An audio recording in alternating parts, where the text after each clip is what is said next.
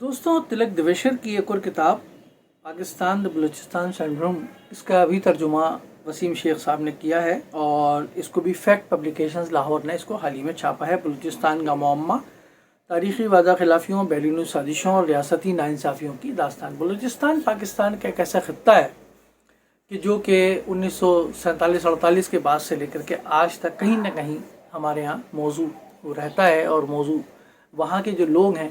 وہ اس بات کا مطالبہ کرتے نظر آتے ہیں اور اس بات کو کہتے نظر آتے ہیں کہ ان کے ساتھ تاریخی طور پہ ناانصافیاں ہوئی ہیں پاکستان کی سیاست اور ریاست کی طرف سے، حکومت کی طرف سے۔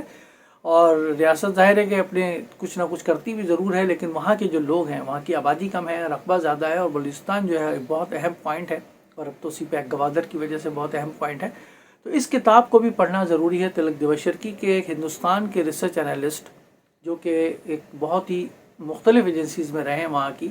اور خاص طور پہ ان کا جو موضوع پاکستان، افغانستان اور جو خطے کے ممالک تھے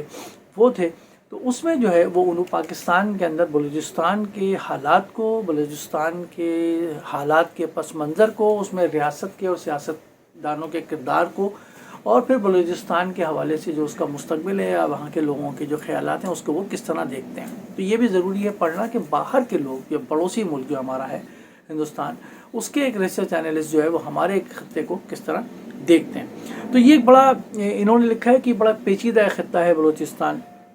اور یہ تنازعات بھی ہیں، دشمنیاں بھی ہیں، ظاہر قبائلی وہاں سسٹم ہے، تو ان کے آپس کے تنازعات بھی ہیں، آپس کی دشمنیاں بھی ہیں، اور پھر اس کے بعد ان کے ریاست سے گلے شکوے بھی ہیں، اور فرقہ وارانہ تشدد بھی اس کے اندر شامل ہو گیا ہے،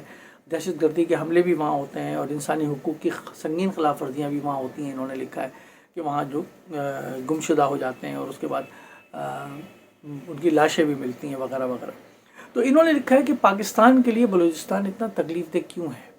یوں سمجھ لیں، یا بلوچستان کے لیے پاکستان اتنا تکلیف دہ کیوں، یوں سمجھ لیں اس کو۔ تو گہری 1948 میں کلات کی شاہی ریاست کا جو پاکستان کے ساتھ الحاق ہوا، وہاں سے انہوں نے شروع کیا ہے، اور وہاں سے انہوں نے، چونکہ پہلی بغاوت وہیں سے ہوئی تھی، خانف کلات کے جو بھائی تھے انہوں نے بغاوت کی تھی، تو وہاں سے یہ شروع ہوئے ہیں، اور اس کے بعد سے انہوں نے پاکستان کے اندر جو بلوچستان کے لوگوں کی جو سوچ ہے ریاست پاکستان کے حوالے سے، اس کی جڑ جو انہوں نے تلاش کرنے کی کوشش کی ہے۔ اور اس کے بعد انہوں نے لکھا ہے کہ آہستہ آہستہ یہ ہوا کہ پاکستان کی ریاست نے، اس پاکستان کے سیاستدانوں نے بلوچستان کے حقوق کا استحصال کرنا شروع کیا، انسانی حقوق کا استحصال کرنا شروع کیا، وہاں کی معدنیات وغیرہ، جیسے گیس ہے،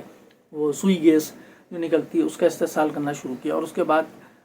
وہاں پاکستان کی ریاست نے یا پاکستان کے سیاستدانوں نے جو ہے وہ وہاں پر مستحکم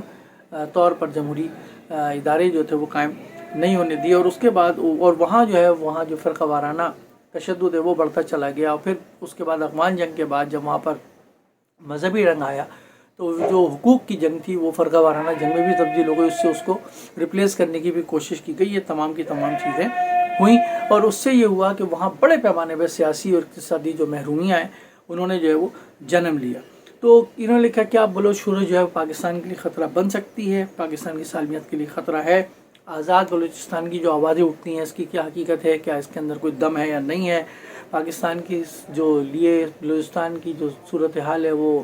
ایسی ہے کہ پاکستان اس کو ختم کر سکتا ہے، پاکستان کو بہتر کر سکتا ہے،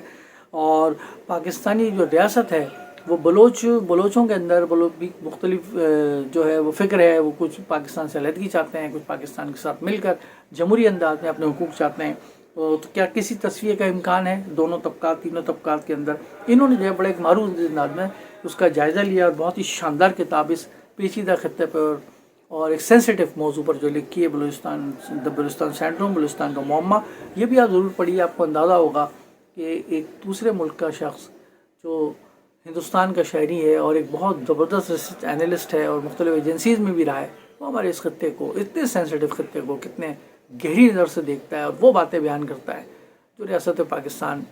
اور پاکستان کے عوام کی آنکھیں کھولنے کے لیے کافی ہے۔ ضرور پڑھیے۔